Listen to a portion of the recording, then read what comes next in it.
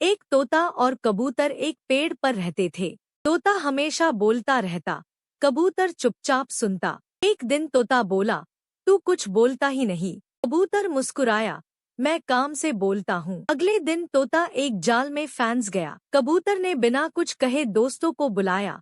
सबने मिलकर तोता को छुड़ा लिया। तोता शर्मा गया, बोला, तेरी खामोशी सबसे गहरी बात करती है। ज्यादा समझता था और दोनों अच्छे दोस्त बन गए। दोनों रोटी है, लाइक सब्सक्राइब कोई नहीं किया।